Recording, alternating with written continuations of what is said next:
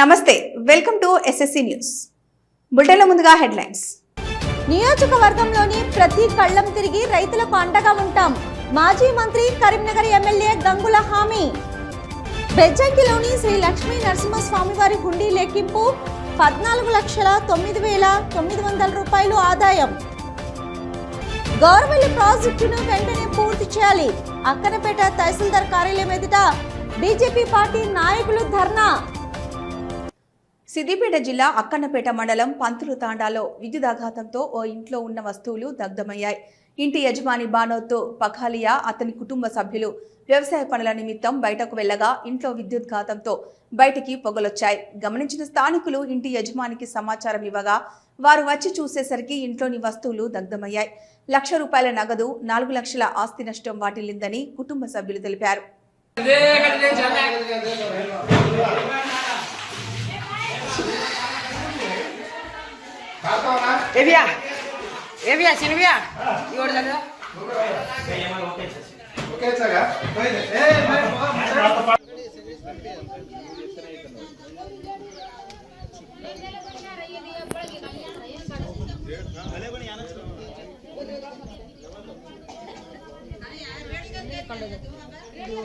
बोले नहीं आप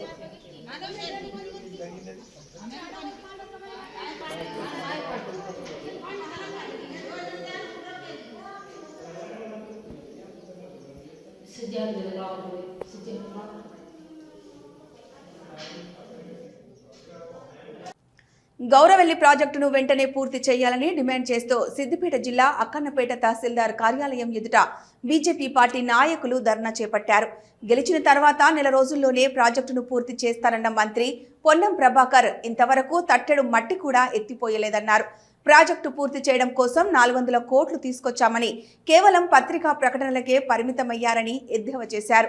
గౌరవెల్లి, గండిపల్లి ప్రాజెక్టులు పూర్తి కాకపోవడంతో అక్కన్నపేట మండలంతో పాటు నియోజకవర్గంలో పంట పొలాలు సాగునీరు అందక ఎండిపోతున్నాయని వాపోయారు.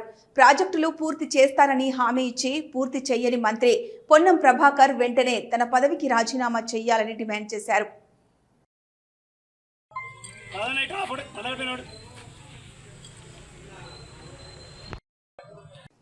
మండల కేంద్రం బెజ్జంకిలోని శ్రీ లక్ష్మీ నరసింహస్వామి వారి హుండీ లెక్కింపును గురువారం బెజ్జంకికి చెందిన లక్ష్మీ నరసింహస్వామి మహిళా సంఘం సభ్యులు లెక్కించారు.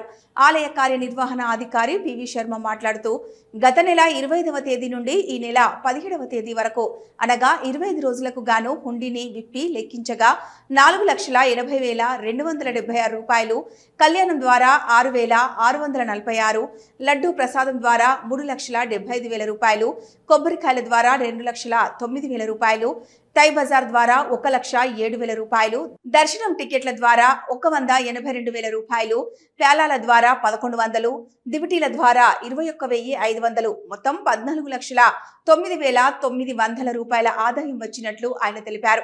జాతర ఉత్సవాల సందర్భంగా తమ విశేష సేవలు అందించిన రెవెన్యూ, పోలీస్ శాఖ, గ్రామ పంచాయతీ శాఖ, విద్యుత్ శాఖ, RWS, వైద్య ఆరోగ్య శాఖ, మిషన్ భగీరథ, టెంపుల్ డెవలప్మెంట్ సభ్యులు, బెజ్జంకి లక్ష్మీ నరసింహస్వామి మహిళా సంఘం సభ్యులకు, ఆలయ కమిటీ చైర్మన్ మరియు సభ్యులకు ప్రతి ఒక్కరికి పేరు పేరున కృతజ్ఞతలు తెలిపారు.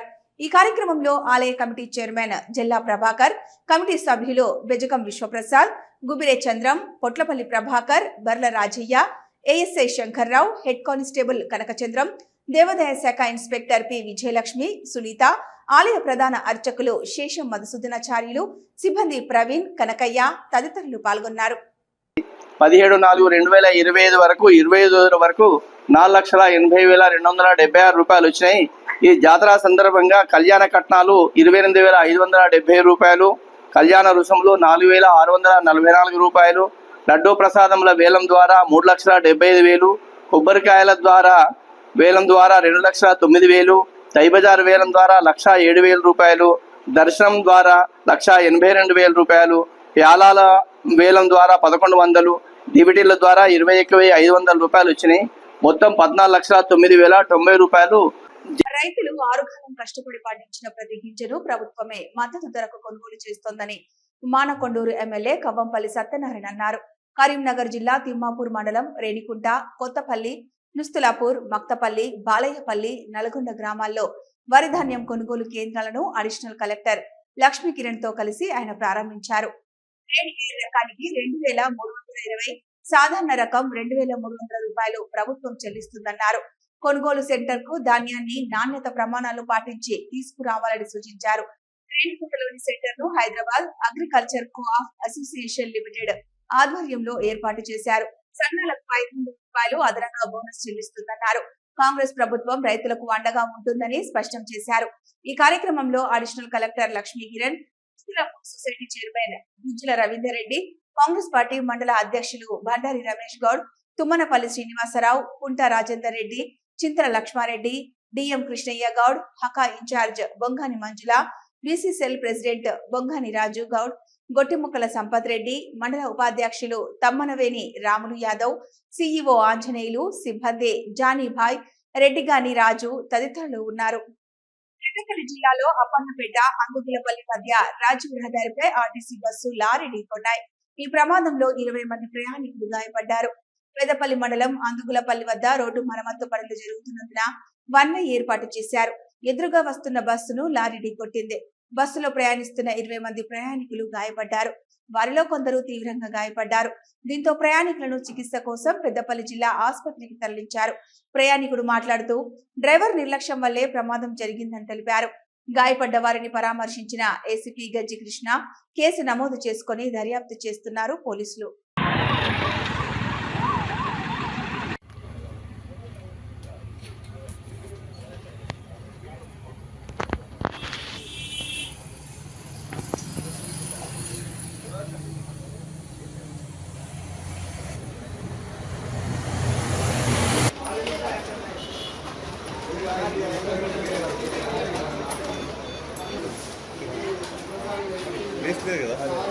కిరణ్ సార్ ఇంకొకటి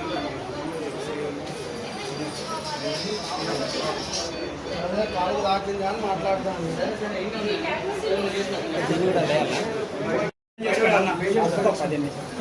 ఒక 15 నిమిషాలు సహకరించాలని క్లియర్ చెప్పాలనుకుంటాను. ప్లీజ్ దయచేసి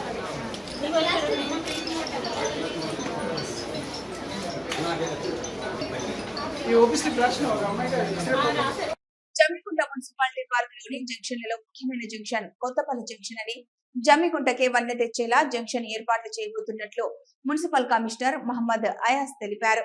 కొత్తపల్లి జంక్షన్ ఏర్పాటు స్థలాన్ని సిబ్బందితో కలిసి పరిశీలించారు. ఈ సందర్భంగా కమిషనర్ మహమ్మద్ అయాజ్ మాట్లాడుతూ ఇల్లందుకుంట, ధర్మారం, కొత్తపల్లిలో పలు గ్రామాలకు వెళ్లే దారిలో ఉన్న ప్రధాన కూడలి కొత్తపల్లి కూడలి అని, ప్రజలకు ఎవరికి ఎటువంటి నష్టం వాటిల్లకుండా జంక్షన్ ఏర్పాటు చేయబోతున్నట్లు, ఇప్పటి వరకు 15 లక్షల రూపాయల నిధులు మంజూరు చేయడం జరిగిందని, మిగిలిన నిధులకై CDMAకు లేఖ పంపినట్లు కమిషనర్ తెలిపారు. ఇల్లందుకుంట సీతారామచంద్రస్వామి ఆలయానికి వెళ్లేవారు, ధర్మారం వైపు వెళ్లేవారు, కొత్తపల్లి వారికి ఎలాంటి ఇబ్బందులు వాటిల్లకుండా చూస్తామన్నారు. ఈ జంక్షన్ ను చూడగానే జమ్మికుంట అభివృద్ధి చేయాలని అధునాతన రీతిలో ఈ జంక్షన్ ని ఏర్పాట్లు చేస్తున్నట్టు చెప్పారు. ఈ కార్యక్రమంలో manager G Rajireddy, AE Naresh, TPO Sridhar, RI భాస్కర్లతో పలువురు పాల్గొన్నారు. దీంట్లో ముఖ్యంగా బెంతకుంట రోడ్, మన ధర్మారం, రామనపల్లి, కొత్తపల్లి ఆ మస్జిద్ విలేజ్కి సంబంధించి ఒక మంచి జంక్షన్ ఏర్పాటు చేయాలని మనం ఒక డ్రాయింగ్ తయారు చేసి ఎవరు కూడా నష్టం కాకుండా మ్యాక్సిమంగా ప్రజలకు కూడా నష్టం కాకుండా దాని యొక్క ప్లాన్ చేస్తున్నాం. అంగన్వాడీలో పోషక పక్షం సంబరాలు. కరీంనగర్ అర్బన్ లో సవర స్ట్రీట్ సెక్టార్ లో సవరణ స్ట్రీట్ ఫస్ట్ సెంటర్ లో ఈ రోజు పోషణ పక్షం అంశంలోని భాగము శ్యామ్ మ్యామ్ గుర్తించి వాళ్ళని NRC నేషనల్ కమిటీ మరియు వాళ్లకు ఆకలి పరీక్ష నిర్వహించడమైనది మరియు న్యూట్రిషన్ పైన వెలుగు అవగాహన చెప్పడం జరిగింది. 1098 ఏ విధంగా ఉపయోగపడుతుంది, పేరెంట్స్ కు అవగాహన చెప్పడం జరిగింది. దానిలో తప్పిపోయిన బాలులు, వేధింపులకు గురైన పిల్లలు మరియు అక్రమ రవాణా గురించి, బాల కార్మికులు, ప్రకృతి వైపరీత్యాలకు గురైన పిల్లలు, సంరక్షణ మరియు రక్షణ అవసరమైన బాలులందరికీ ఈ 1098 గురించి ప్రియాంక మేడం గారు మరియు ICDS సూపర్వైజర్ రాజమణి గారు చెప్పడం జరిగింది. ఈ కార్యక్రమంలో అంగన్వాడీ టీచర్ అశ్విని మరియు హెల్పర్ అపర్ణ తల్లులు పాల్గొన్నారు. టీఆర్ఎస్ పార్టీ ఆధ్వర్యంలో నియోజకవర్గంలోని ప్రతి కళ్ళం తిరిగి రైతులకు అండగా ఉంటాం. ప్రభుత్వం మొద్దు నిద్రలో ఉండి రైతులను పట్టించుకోవడం లేదన్నారు మాజీ మంత్రి, కరీంనగర్ శాసనసభ్యులు గంగుల కమలాకర్. శుక్రవారం రోజున వారు కరీంనగర్ నియోజకవర్గంలోని రూరల్ మండలంలో గల దుర్షేడు, ముగ్దుంపూర్, జూబ్లీనగర్, నగునూరు గ్రామాలలో వరి ధాన్యపు కొనుగోలు కేంద్రాలను ప్రారంభించారు. ఈ సందర్భంగా దుర్షేడ్, ముగ్దంపూర్ గ్రామాలకు చెందిన రైతులు వారి వరి ధాన్యాన్ని అధికారులు స్థానిక మిల్లులకు కేటాయించకుండా దూరంగా ఉన్న ప్రాంతాల్లో కేటాయించారని, తద్వారా రవాణా భారం పెరుగుతుందని రైతులు ఎమ్మెల్యే దృష్టికి తీసుకొచ్చారు. దీనిపై వెంటనే స్పందించిన ఎమ్మెల్యే జిల్లా కలెక్టర్ కు ఫోన్ చేసి సమస్యను వివరించగా వారు స్పందించి వెంటనే సమస్యను పరిష్కరిస్తారని హామీ ఇచ్చారు. అదేవిధంగా ముగ్దంపూర్ గ్రామానికి చెందిన గోనె బాలరాజు అనే రైతు గత బీఆర్ఎస్ ప్రభుత్వంలో సమృద్ధిగా నీళ్లొచ్చాయని, ఈ ప్రభుత్వంలో చుక్క సాగునీరు లేక పంట ఎండిపోయిందని కన్నీటి పర్యంతమయ్యారు. రైతును ఓదార్చిన ఎమ్మెల్యే గంగుల త్వరలోనే చలో నారాయణపూర్ పేరుతో పాదయాత్ర చేపట్టి ప్రభుత్వంపై పోరాటం చేసి కరీంనగర్ నియోజకవర్గానికి సాగునీటికి కొదవ లేకుండా కృషి చేస్తానని రైతులకు హామీ ఇచ్చారు. అదేవిధంగా ఏసంగి మొదట్లోనే సాగునీరు రావడం లేదని రైతులు నా దృష్టికి తీసుకొచ్చిన వెంటనే సంబంధిత అధికారులకు ఫోన్ చేసి కాలువ ద్వారా నీళ్లు వదలకపోతే గేట్లు పగలగొడతారని చెప్పానని, తద్వారా నీళ్లు వదిలారని గుర్తు చేశారు. అదేవిధంగా కొనుగోలు కేంద్రాలకు సంబంధించి వివరాలను అధికారుల నుండి అడిగి తెలుసుకున్నారు. సరిపడా గడ్డి బ్యాగులు ఉన్నాయని అధికారులను అడిగారు. ధాన్యం 12% వరకు తేమ వచ్చిందని, ఈ ధాన్యాన్ని వెంటనే కొనుగోలు చేయాలని అధికారులకు సూచించారు. రాబో రోజుల్లో వడగళ్లతో వర్షం పడే అవకాశం ఉన్నందున కల్లానికి వచ్చిన ధాన్యాన్ని వెంటనే కొనుగోలు చేసి మిల్లులకు తరలించాలని సూచించారు. ఇప్పటికే రైతు బంధు, సాగునీరు, రుణమాఫీ లేక రైతులు హరిగోస పాడుతున్నారని, ఒకవేళ మళ్లీ అకాల వర్షంతో ధాన్యం తడిస్తే రైతులు చాలా నష్టపోతారన్నారు. అందుకే వెంటనే కొనుగోలు ప్రారంభించాలని ప్రభుత్వాన్ని డిమాండ్ చేశారు. బీఆర్ఎస్ ప్రభుత్వంలో మార్చి 2వ వారంలోనే కొనుగోలును ప్రారంభించామని, రైతులకు ఎలాంటి నష్టం జరగకుండా తడిసిన ధాన్యాన్ని, రంగుమారిన ధాన్యాన్ని కూడా కొనుగోలు చేసి మద్దతు ధర చెల్లించినట్లు గుర్తు చేశారు. ప్రభుత్వం కొనుగోలు కేంద్రాలను సకాలంలో ఏర్పాటు చేయకపోవడంతో రైతులు పండించిన పంటను మిల్లర్లకు తక్కువ ధరకు అమ్ముకున్నారని, తద్వారా రైతు నష్టపోయాడని ఆవేదన వ్యక్తం చేశారు. మా ప్రభుత్వం హయాంలో 95 లక్షల మెట్రిక్ టన్నుల ధాన్యాన్ని కొనుగోలు చేశామని, 9 లక్షలకే పడిపోవడం ప్రభుత్వ నిర్లక్ష్యానికి నిదర్శనమన్నారు. ఈ కార్యక్రమంలో ఎమ్మెల్యే గంగుల వెంట Karimnagar PACS chairman Pendyala Shyam Sundar Reddy, Durshed PACS chairman Thota Tirupati, vice chairman గోనె నరసయ్య, మాజీ సర్పంచులు జక్కం నరసయ్య, దప్పట రమణారెడ్డి, ఉప్పుల శ్రీధర్, రుద్రరాము, మాజీ ఎంపీటీసీలు భోగ తిరుపతి, లింగారెడ్డి, బుర్ర తిరుపతి గౌడ్, నాయకులు పాషా, భద్రయ్య, సాయిలు మహీందర్, ఎంపీడీఓ సంజీవరావు, ఎంఏఓబి సత్యం, ఏఈఓలు జాఫర్ ఉల్లా ఖాన్, దుర్షెడ్ ఫ్యాక్స్ డైరెక్టర్లు కందుల రమేష్, దాడి లచ్చయ్య, కుంభమంజలి, వేలుపుల రమేష్, మహేందర్, శంకరయ్య, నర్సయ్య, పోచాలు మరియు పలువురు బీఆర్ఎస్ నాయకులు, రైతులు తదితరులు పాల్గొన్నారు.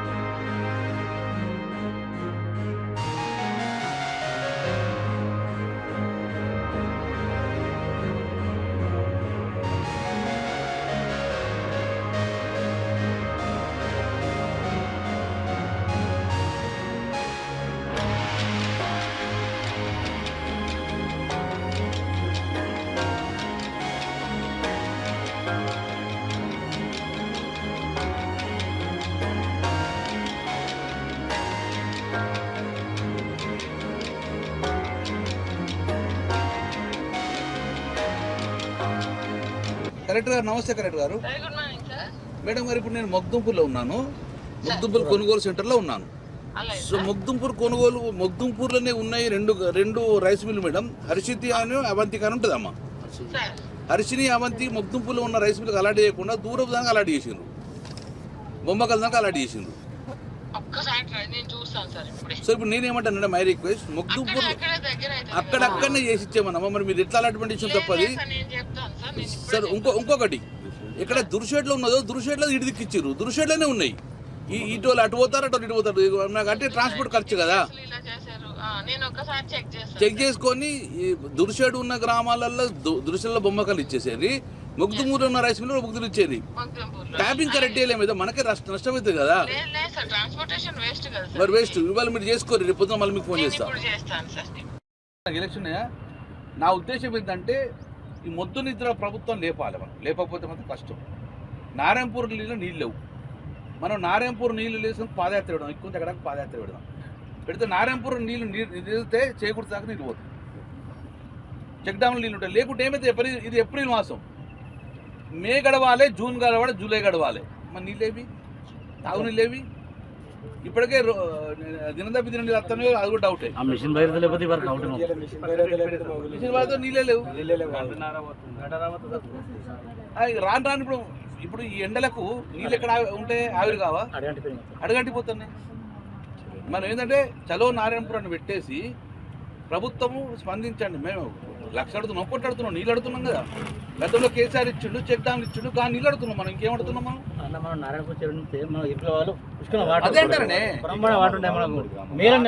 చైర్మన్ సాబ్. నేను అనేది ఏంటంటే నారాయణపూర్ నీళ్లు నింపు, నారాయణపూర్ నీళ్లు రిలీజ్ చేస్తే ఇరుకుల మీదకి వెళ్ళి మొగ్దుంపూర్ మీదకి వెళ్ళి చేకూర్తి దాకా పోతాయి. మందపల్లి ఓవర్ఫ్లో అయితే నీళ్ళు ఆగుతాయి, గొడ్డు గోదుకవు, తర్వాత దానికి గ్రౌండ్ వాటర్ టేబుల్ పెడుతుంది, దాని నీళ్ళు కొనబడితే సుఖం అనిపిస్తుంది.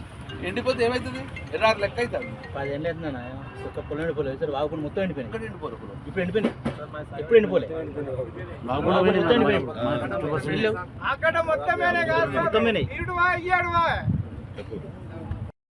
ఈ ప్రభుత్వం మొద్దు నిద్ర నుంచి లేస్తే కావచ్చు, రైతులు సకాలంలో కోతలు జరిగినాయి. కోతలు జరిగిన పంట మొత్తం కూడా ఈరోజు వరికల్లాలో ఆరబెట్టుకున్నారు. 1వ తారీఖు కాంట పెట్టింది. ఇప్పటికి ప్రభుత్వం నిద్ర లేవకుండా సుమారు 17-18 రోజుల తర్వాత ఈరోజు పర్మిషన్ రావడం జరిగింది. దానిలో భాగంగా ఈరోజు దృష్టికి రావడం జరిగింది. ఆ రైతులు ఇవాళ తేమ శాతం చూస్తే 12 వచ్చింది. తేమ శాతం 17 కన్నా తక్కువ, ఎంత తక్కువ అయితే అంత తక్కువ అవుతున్న కొద్దీ పరమైతే ఉంటుంది. ఈ 12 అయిందనుకో, ఇంకొక 2 రోజులు అయితే గిట్ట బిల్డింగ్ చేస్తే అది నూకలు అయిపోతుంది, పలిగిపోతాయి. మరి 1వ తారీఖు కాంట పెట్టవలసిన ప్రభుత్వం మొద్దు నిద్రతో ఇంతవరకు అలాట్మెంట్ లేదు. రైస్ మిల్ అలాట్మెంట్ లేదు. సెంటర్లలో ఏ సెంటర్కి ఏ రైస్ మిల్ పోనో తెలియదు. ప్రభుత్వం నుంచి గ్రీన్ సైకిల్ లాగడం వలన ఈరోజు ప్యాక్సీలు కానివ్వండి, ఐకేపీ సెంటర్ కానీ వేచి చూసినాయి. ఈరోజు పర్మిషన్ రాగానే ఇప్పటికే ఎండిపోయి ఉన్న ప్యాడీ రేపు పొద్దున ఇంకొక 2 రోజులు లేట్ అయితే గిట్ట ఇబ్బంది అవుతుంది. కాబట్టి సో నేను ఇప్పటికైనా ప్రభుత్వం చెప్తున్నాను, అనుమతులు అందరికీ ఇవ్వండి, రైస్ మిల్ అలాట్మెంట్ తొందరగా చేయండి. రైతు ఎట్టెట్లా కోత వస్తాడో అట్లా వెంటనే పంటను జోక్కొని రైస్ మిల్ పంపండి. ఒకవేళ ఈ ఎండలకు, ఇంత ఎండలకు 1-2 రోజుల ఎక్కువ కూడా ఆరబెడితే పలుగవుతుంది. కాబట్టి ఆ రైతు మళ్ళీ నష్టమవుతుంది. కాబట్టి తద్వారా ప్రభుత్వం నష్టపోతుంది. కాబట్టి వెంటనే ప్రక్రియ వేగవంతం చేసి సివిల్ సప్లై డిపార్ట్మెంట్ ఏదైతే నిద్రమత్తులో ఉన్నదో వాళ్ళందరూ లేపండి. ఆల్ కలెక్టర్లకు కూడా, డిఎస్ఓలకు, డిఎంలకు ఇన్స్ట్రక్షన్ ఇచ్చి వెంటనే ఎక్కడ ఆగకుండా పంపించండి. ఎందుకంటే మరొక ప్రమాదం ఏంటంటే వడగాలు వచ్చే అవకాశం ఉన్నది, మళ్ళీ అకాల వర్షం వచ్చే అవకాశం ఉన్నది. వాడు పంట నష్టపోతారు రైతు. కాబట్టి ఇప్పటికే రైతు బంధు లేక, రుణమాఫీ లేక, నీరు సరిగా లేక ఇప్పటికే రైతు ఇబ్బంది పడతాడు. ఇంకా మళ్ళీ ప్రభుత్వ చర్యలు ఇబ్బంది పడితే గిట్ట రైతు నష్టం జరుగుతుంది. కాబట్టి వెంటనే స్పందించండి. లేకపోతే ఇంకా మళ్ళీ మా బీఆర్ఎస్ పార్టీ పక్షాన డెఫినెట్గా ప్రతి కళ్ళం తిరుగుతాము. ప్రతి కళ్ళం కాడుకు రైతులకు సపోర్ట్గా మేము ఉండే పరిస్థితి. ఒకటి మాత్రం చెప్పగలుగుతాం, ప్రభుత్వం ఏం చేసిందంటే కొనుగోలు చేస్తే ప్రభుత్వం మీద భారం పడుతుంది, కొనుగోలు చేయక జాప్యం చేస్తే వీళ్ళంతా దళార్లకు అమ్ముకుంటారు, అంటే రైస్ మిల్లకు అమ్ముకుంటారు అని చెప్పి రైస్ మిల్లతో కుమ్ముక్కైన వాళ్ళు చాలా మంది ఉన్నారు. 1వ తారీఖు కాంట పెట్టాలి, 18వ తారీఖు కాంట పెడితే ఈ 18 రోజులు కూడా వేచి చూసి రైతు సగం ధరకు, ఇప్పుడు తక్కువ ధరకు రైస్ మిల్కి అమ్ముకుంటాడు. కాబట్టి ఆ యొక్క ప్రభుత్వం మీద భారం పడద్దని ఆలోచనతో ఇది యొక్క కుటిల బుద్ధిగా భావిస్తాం. మేము టీఆర్ఎస్ ప్రభుత్వం ఉన్నప్పుడు, బీఆర్ఎస్ ప్రభుత్వం కేసీఆర్ పరిపాలనలో 15 రోజుల ముందే మార్చి 15 వరకే కల్లాలు ఓపెన్ చేసుకుందాం, కొనుగోలు కేంద్ర సెంటర్ ఓపెన్ చేద్దాం కొన్ని ప్రాంతాల్లో, బాన్సోడ ప్రాంతాలలో. మరి 1 మంత్ డిలే అవ్వడం వల్ల ఎవరు నష్టపోతారు? రైతు తక్కువ ధరకు అమ్ముకునే పరిస్థితి వచ్చింది. ఎందుకంటే ఇంకా అట్లనే వెయిట్ చేస్తూ ఉండితే ఆ యొక్క ప్యాడీ ఖరాబ్ అయితే కాబట్టి రైతు ఎంతో కొంతకు అమ్ముకునే పరిస్థితి వచ్చింది. తద్వారా ప్రభుత్వం మీద భారం పడేది ఉద్దేశంతో ఈరోజు ప్రభుత్వం ఇట్లా లేట్ చేస్తుంది. నేను ఇప్పటికే చెప్తున్నాను, గతంలో ఒక యాసంగిలోనే మేము 90 లక్షల మెట్రిక్ టన్ ధాన్యం కొన్నాం. మరి మేము ఎందుకు 30కి పడిపోయింది, 40కి పడిపోయింది? పంట తగ్గిందా, భూమి తగ్గిందా అంటే ఏం తగ్గలే, మీ కొనుగోలు తగ్గినాయి. ప్రభుత్వం మీద భారం చేసుకోకుండా చేతులు లేపే ప్రయత్నం చేస్తున్నాం. రానా ఇట్లా అయితే గిట్ట డైరెక్ట్ రైతు కొనుగోలు కింద రావాలంటే భయపడే పరిస్థితి తీసుకొచ్చింది. తడిచిన ధాన్యం కానీ రంగు మారిన ధాన్యం కానీ ప్రభుత్వం కొనాలి. అది ఎంత వరెస్ట్ కండిషన్ ఉండగా ప్రభుత్వం ఎంఎస్పీ కొనాలి. మేము కొన్నాం అప్పుడంగా, ఎందుకంటే రైతు నష్టపోకూడదు. ప్రభుత్వం నష్టపోయినా పర్లేదు కానీ రైతు నష్టపోకూడదు కదా. సో ఎప్పుడైనా వడకల్ల వాడి ఈ వర్షం పడి ధాన్యం రంగు మారితే మాత్రం వెంటనే ప్రభుత్వం ఎంఎస్పీ ధర ఇచ్చి కొనుగోలు చేయాలని చెప్పి మా డిమాండ్ చేస్తుంది. బులెటిన్ ముగించే ముందు హెడ్లైన్స్ మరొకసారి. నియోజకవర్గంలోని ప్రతి కళ్ళం తిరిగి రైతులకు అండగా ఉంటాం. మాజీ మంత్రి కరీంనగర్ ఎమ్మెల్యే గంగుల హామీ. బెజ్జంకిలోని శ్రీ లక్ష్మీ నరసింహస్వామి వారి హుండీ లెక్కింపు 14,09,900 రూపాయలు ఆదాయం. గౌరవల్లి ప్రాజెక్టును వెంటనే పూర్తి చేయాలి. అక్కనపేట తహసీల్దార్ కార్యాలయం ఎదుట బీజేపీ పార్టీ నాయకులు ధర్నా. ఇవి ఈ బులెటిన్ అప్డేట్స్.